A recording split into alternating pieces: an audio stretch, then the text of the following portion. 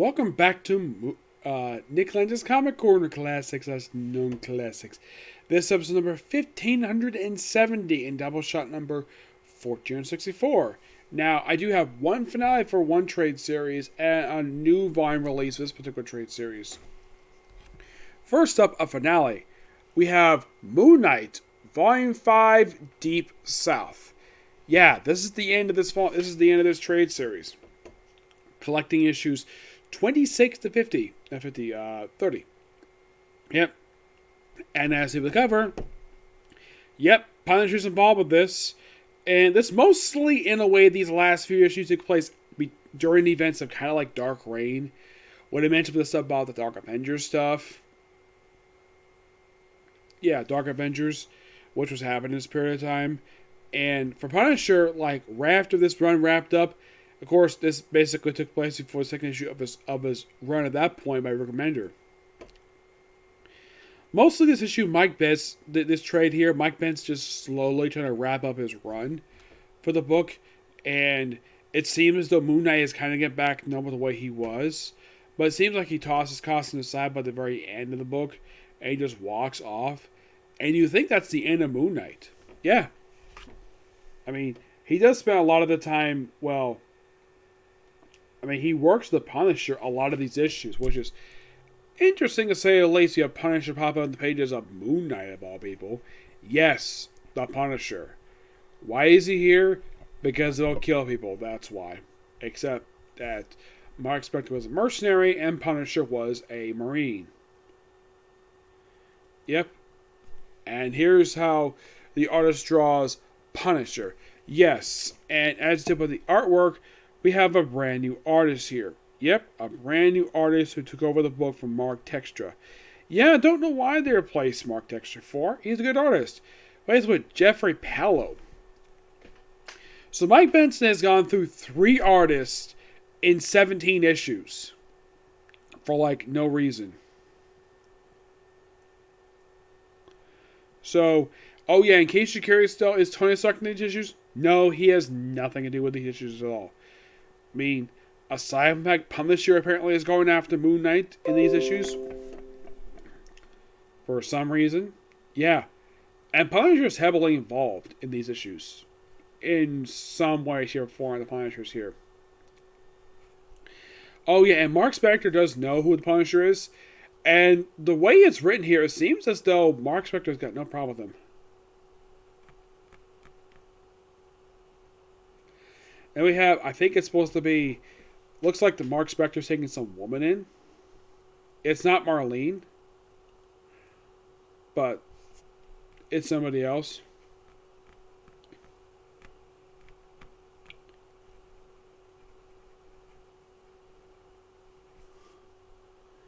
And she is basically just there. Oh, she's drawn to be a very lovely woman.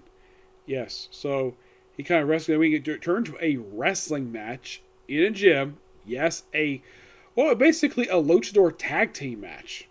Yep, a tag team match. And of course, Moon Knight goes out, and apparently she finds out that Mark Spector. This is actually, he calls him Jake Lackey. Despite the fact, here's the thing. After this runs over, he never assumes Jake Lackey again until the Jeff Lemire run. Yep.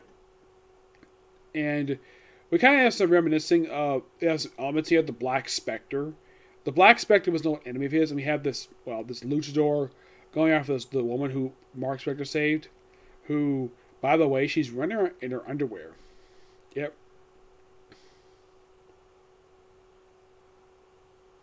And of course, they have no idea who these people are. And, and here's the thing. This is Marcus with this woman. He does not attempt to sleep with her. Shocking, isn't it? Probably because the only one for him is Marlene. Yep. So, mostly about drug cartels. And, oddly enough, Norman Osborn is nowhere in these issues. It's most like, let's have Moon Knight and Punisher go down to Mexico for a story arc. That's the best way to describe this story arc, yes. And be a bunch of drug cartel battle this El Chupacabra guy. El Chupacabra is the Mexican devil. That's, or at least their boogeyman.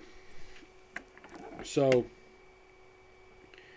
Mark protects the woman, and, well,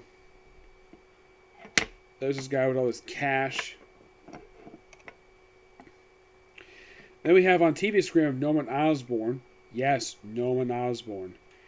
And, like, yeah, apparently this weird parasite who Mark Spector decides to dump down the drain, and that's it. That's how you end the run, basically, with him flushing a parasite down the drain. Yeah. What a weak way to end this run. Yeah. Now, this run, one thing I was really big fan of when I was rereading this was the artwork. The artwork was really good. I mean, originally done by David Finch, who did a really good job. Then he left for some strange reason. He did a majority of the first 13 issues of this run. And then you have people like Mark Textra. The guy who preceded him was actually pretty good. Yeah, that's one thing that you can say was good about this book. The artwork. Oddly enough, this is the first. This is one of like two runs where a Moon Knight where they kept switching writers. You know, it had more than one writer. The only other book that did this was the Mark Spector Moon Knight run from the 1990s. Yeah, and here's the thing. This volume is counted as part of, like, I actually have an image up here, where these issues, these 30 issues, are counted as, for the Marvel Legacy number for Moon Knight, as issues 105 to 134. Yes, seriously. The original 30-issue run, first issue of the series. The miniseries that came afterwards, that followed up with that, 6 issues. 39 44. The Mark Spector Moon Knight series, that was 60 issues. That was 45 to 104. And the runs that came after this one, which I have reviewed, which was, first was I reviewed the Moon Knight. That's basically was 10 issues. It was Legacy numbers 135, 144. The 12-issue Brian Michael Bendis, Alex Maleev run. That was 12 issues, and that was issues 145, 156. The Warren Ellis, Brian Wood, and Colin Bunner, which was 17 issues. That was issues 157 to 173. And then preceded the second and most recent run for the series by Mac Premise, done by Jeff Lemire, which was 14 issues. That was issues 174 to 187. So, as far as Legacy numbers are concerned, I have reviewed from 105 to 200 for Moon Knight. Yep. Yes, I have. And you're thinking, really? Yep, really. And in the case of this run overall, it had a great start to it. I think the first story arc, in my opinion, is still really good. The second story arc under the first writer was very weak at best, though the one thing this book kept doing was killing off characters once the story arc wrapped up.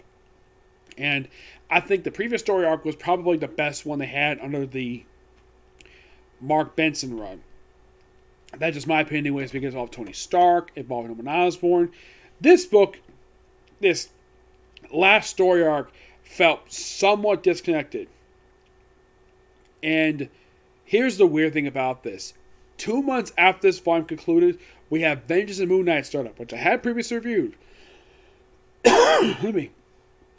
And then after that book ended, then we had the Shadowland miniseries, which that one is not counted as part of numbering. And you think, really? It's not counted? No, it isn't. It's just basically a miniseries, just half-feature Moon Knight. And then you had the Bendis run. Then you had the run that was by 3 writers. Yeah, up until that run, the next couple runs basically was 1 writer. And you had to keep relaunching. And here's the weird thing about this. This is the only run to be longer than like 12 to like 18 issues. Yeah, this is more than a year and a half. This is basically 2.5 years. Now, when this volume has been published, I was reading comics at that point. Yes, I was. As a matter of fact, when this volume started, it was 2006, roughly 2 years into me reading comic books. Yep, and It's kind of odd, though, the fact that this book now this actually was the first of 1, 2, 3, 4, 5, 6, about 7, 8 runs of Moon Knight since I'm reading comics. Yeah, the first 3 happened before the reading comics. And you're thinking, really? Well, there's a good reason why. The original started back in 1980, roughly 8 years I was born. The miniseries that was a follow-up to it happened 3 years before I was born. The Mark Spector Moon Knight series, which was 5 years, by the way, started a year after I was born. I wasn't reading comics at that point. So at least gotta praise the fact Marvel gave Moon Knight a chance. And here was something by weird coincidence. Do you know what other character had also their book started in 2006? Blade. Yeah, Blade had a book in 2006. Even though his book lasted for 12 issues, this book lasted for 30 and had an annual and a one-shot, which got at least praise it for that. And of course, recently, Marvel brought back the series recently. After only been gone for about 3 years. Yeah, the book was gone for 3 years, which that's something. Because it seems as though like they keep bringing it back after a few years, which is kind of something. Because if you look at it, like when this is probably by far one of the more longer period of times they have between. I would say the longest time between volumes runs between the Mark Spector Moon Knight run and this run. Yeah, over a decade. But at least they kept Moon Knight around. But isn't it weird though that this run was longer than all the runs that came after it? Excuse me. Yeah, it is. And one thing I also didn't like about the Deep South storyline, aside from having Moon Knight here, I'm like, where's Frenchie? Where's Marlene? It's like they're completely absent in these issues. And here's something really weird though. They don't pop up in the next several runs. Actually, I think Frenchie does. But Marlene doesn't pop up again until Jeff Lemire writes the book. I'm not kidding about that. She disappears for quite some time. Pops up Lemire's run and Max Barnes' run. But I don't think she pops up in the Gemma Cade run. I don't think she does. But kind of a very weak ending to this run. But I like the fact that the chemistry between Punisher and Moon Knight, which I don't think these two have ever really worked together very much prior to this. Heck, even after this, I don't think Moon Knight had any encounters with the Punisher. And you're thinking, really? He never counted the Punisher after this? Yeah, and this run ended roughly 12 years ago. And no encounters between Moon Knight and the Punisher. It's like Marvel does not want these to counter each other. Now, Moon Knight did play a role in a big crossover from 6 years ago. That was Original Sin, actually more like 7 years ago. But it seems as though Marvel, as soon as this run wrapped up, it's like they kept him away from the Marvel comic stuff going on. I mean, there was some elements of this in the Vintage Moon Knight run and in the Bendis run, but after those two runs wrapped up, it's like he wasn't deeply involved with Marvel Universe many years. With the exception of Original Sin, he practically did nothing, outside of his own book. It's like Marvel just didn't want to do anything with the character. Now, of course, I do have a theory of why they brought back the book recently. Disney Plus. Yep, that's the reason for that. And as of right now, thanks to reviewing this particular trade, I have pretty much reviewed every single stuff related to Moon Knight that is a Moon Knight title book that's come out since I've read comics. Which you're thinking, really? You have? Yes, that is everything. Because the Mark Spector run is not in trade. Which is kind of odd. But I haven't seen it in trade. The original volume is in trade along with the Fist of Cthulhu miniseries. But here's kind of the weird thing. Oh, in case you might ask, Nick, wasn't there anything between the ongoing series Mark Spector Moon Knight and this run? Yes. 2 4-issue miniseries.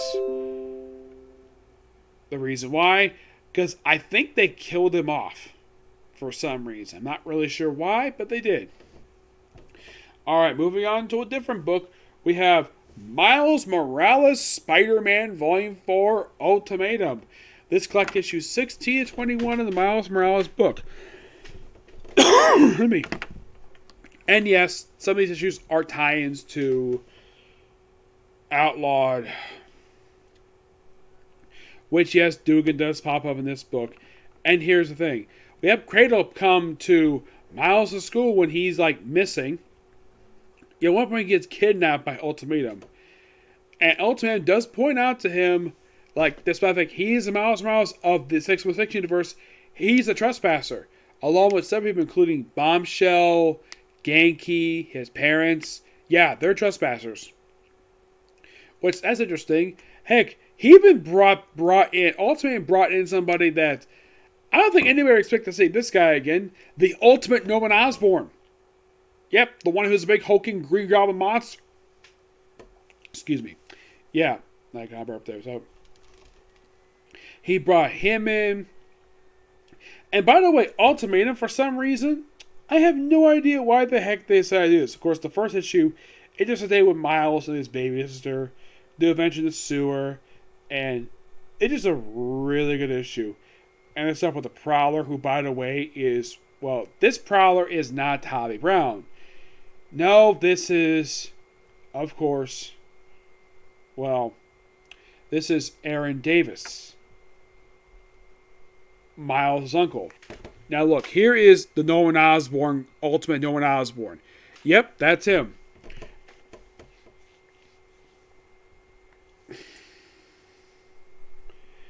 And then here is Ultimatum, who is basically 616 Miles Morales. And for some reason, I'm not sure why this is. Apparently, when he was in the Ultimaverse, he decided to steal one of Giant Man's costumes. No, seriously, he did. And as for the shield, I'm not sure where he got the shield from. I'm assuming he probably did. So, yeah, and then the stuff with Outlawed comes in. Like, oh my gosh. Like, yeah, and the stuff with, like, the copy. And then Dugan basically tells him to stand down, like, he's under arrest by the... So apparently, Cradle, that's the name of the group, stands for Child Hero Reconnaissance Disruption Law Enforcement. I'm like... Excuse me. I'm like... The name of this agency is so stupid. And of course, Miles has some respect for the guy. Like, Dum Dugan, didn't you work Captain America back in the day and now you work for Senator Patrick? I'm working for the United States of America. No, you're working for an idiot like Senator Patrick. And he's like, nope, don't have time for this. And of course, he just easily webs up all the guys. And he tries to use the, like, a big taser, like, baton. He uses a Miles. And Dugan's like, he's like, nah, doesn't work on him. And he gets away. And then, of course, then we have the principal getting arguing with this short guy. I don't know who he is. They have Cradle show up at the school, who basically do something really dumb. Miles, of course, looks like the house has been ransacked. Then we see this guy wearing Miles' costume, who, if you're curious, though, what this is for, this is, I think, might be Miles set for the Clone Saga, so that comes up later. So, he's wondering who the heck this guy is, because this guy is clearly not Spider-Man. Of course, the door apartment breaks, and he's wondering, like, what the heck it is. And then, of course, they're surrounded by these agents. And then we have what's going on in the Brooklyn Visions Academy, where students are protesting Cradle.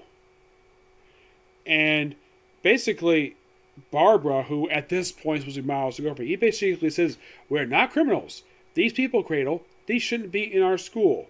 They should leave. I'm going to sit here and tell you, do. Sit down. What we do is now, like our supervisor, we better call somebody too. And Miles, of course, battles the air. And, of course, Miles gets to school. Battles the duplicate. So, they call a congressman. And apparently, Jefferson decides to step in. And then we have Miles being tortured by Ultimatum. And, of course, then we have the congresswoman who by the way, this particular agent does not respect her the fact she's a congresswoman. Tell you, congresswoman, my title is congresswoman, not lady, and Cradle can only arrest people who violate Carmela's law. You think I made some calls with higher up say? You bet I will. You will. I got some calls with him. Tell her, congresswoman, I love her. Yep. And who you should make a call to? Which we're going to get to that. And of course, then apparently this duplicate Miles just a failed clone of his. And then he sees Ultimatum. Yep. And then apparently, Cradle operations, and of course, they don't know who this guy is. Walk up, and it's Captain America, come to save the day. Even though, for some reason, he's wearing this belt thing, which is so hilarious. Yep. So, he's like, good evening, agents. I'd like to speak to your boss. So, when my congressman texts me, 911, Cradle Detention Center, I show up and I have to say, I don't like what I see. With all due respect, Captain, all these people, including Miss Roberta Ramos, I don't know if that's a nod to Roberta Ramos, broke the law. If that's the case, why weren't they arrested by the police? And where are the lawyers? They will call our parents. Really? Is that true? This is right to citizens. They're spoiled kids. Citizens have rights, agents. They must be respected. And I'm not going anywhere until I make damn certain they are being respected. Yep. Oh, yeah, and by the way, they get out, no problem. And, of course, this is what Ultimatum tells Miles that he's a trespasser. What he wants to take over. Well, he wants to take over Brooklyn and wants to send back to the Ultiverse. And eventually they're all free. As a thank to the intervention, the regional director was suddenly willing to listen to reason once you got involved. They should have respect properly to a duly elected member of Congress. I'm sorry you put with that disrespect. A little help. A little? You were amazing. Yep. You still have to deal with Cradle at your own school. You have to figure out yourselves. Based on what I'm saying here, I think you made the wise choices. I've been accused of idealist. But in reality, I've been sitting around enough years to see horrible things committed. People like you make lives. Thank you. Life easier. So thank you. The Captain America Theus. Yep. Yep. And of course we have Aaron step in, rescue Miles, and of course they try to escape, and of course they get into a brawl. Miles beats up the fake Miles. They try to get away, and then they confront them by a bunch of goblins. Yes, because apparently, for some reason, Ultimatum decided to bring the Oz drug. Now you're probably thinking, Nick, what the heck is the Oz drug? The Oz drug was invented by Norman Osborn to turn himself into a frickin' monster. Yes, seriously. That was the purpose of the damn thing. And he was just supposed to be... Now, apparently there's actually two different variants of the damn thing. Yes, there are variants. One that turned Harry Osborn into Hobgoblin. Well, the Ultimatum equivalent of Hobgoblin. And the other one was turned Mary Jane Watson into Demogoblin. No, I'm not kidding about it. That's what Bendis did in his damn book. Read Ultimate Spider-Man. It's weird. So then we have the last couple issues where Miles works to go with his uncle.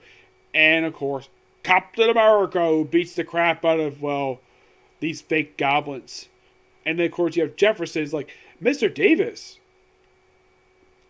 Ooh, Davis, not Jefferson from S.H.I.E.L.D. Captain's been for years. I didn't think you recognized me. And the kid's like, what? Miles that secret agent? For reals? I guess it's a little less secret now. Yeah, Genki knew. There's two. Apparently Barbara didn't know. Leading somewhere. And of course, big brawl. And of course, Bombshell and Sterling show up. Yes, Bombshell. The girl who's supposed to be Miles' girlfriend at this point. Not Barbara. Yes, for some reason... When Samah Hamad took over this book, he decided to ignore what happened in the Bendis' run and hooked up with Barbara. Despite the fact, if you read Bendis' run, Barbara hooked up with Genki. And the way this writer is pushing it, he's trying to get this. He actually had a recent issue of this book where Miles started a relationship with the granddaughter of the Vulture, Sterling. I'm like, why? Just because she's black? Like, what is with some people who don't like multiracial relationships?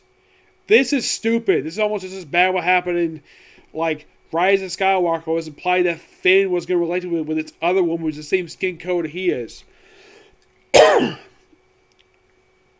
I'm like, what's wrong with him with a bombshell? By the way, their relationship never mentioned at all. Yeah, so then they battle Norman Osborn, and then of course everyone gets cured later. And of course, Ultimatum decided you, because he's in the Giant Man suit, go frickin' giant size. And the thing is, Captain America has no idea. Now, he probably thinks, oh, the only people who go giant size are the guy who's the current Giant Man who's gay. I think Scott Lang goes giant size. I don't think he does. No, more like Hank Pym or a few people. But this guy, he has no idea who the heck he is. Yep, and starts a big epic brawl, which ends in the death of Aaron Davis, Miles' uncle, who's grieving over his uncle's death. Yep.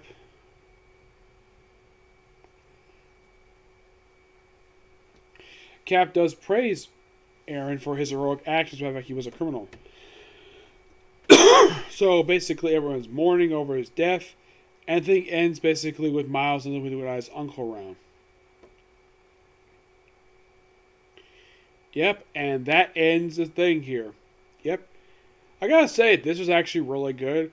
I still think that ignoring the relationship with Bombshell and Miles was really dumb on Marvel's part. Like, in my opinion, this is basically Marvel spiting Bendis. Yes, because Bendis dare leave Marvel, so let's just ignore stuff he set up for, like, no reason. This is almost just as bad as basically when, I don't know, when Rick Remender decided to leave Marvel, and let's just basically just ignore everything he basically did. Like, let's put him back, but yeah, everything he did when he left, let's just ignore that and undo a lot of the awesome stuff that he did. Like Flash Thompson's Venom, the character he has that, or Sam Wilson's Captain America. This is kind of the same thing too, just screwing over Miles for like no reason. This is just my opinion anyways. But time will tell how people feel about Miles Morales as well. When he was run by Michael Bendis. Yes, basically the run was very mixed at best. For his last run by Bendis, it was mixed. But it had a good ending to it. I loved the final story he did. It was good. Really good. And it set up something that would have been really interesting because something Bendis had been teasing. Which was Miles and Bombshell hooking up. And then, as soon as Bendis left, ignore it. And by the way, Genki is pretty much almost ignored in this book for like no reason until this very story arc. Yeah, Genki, Miles' best friend, is virtually ignored. All these issues except for this last little bit. Yeah, I thought that was kind of dumb on basically the writer's part. He's still writing the book. He even gave Miles his own Clone Saga recently, which that's super interesting to talk about. Yep. Excuse me. So yeah, that's it for this particular review. Stay tuned for our next Comic Corner, which I'm discussing Wolverine and Carol Danvers' time as Miss Marvel. Okay? Video. Bye.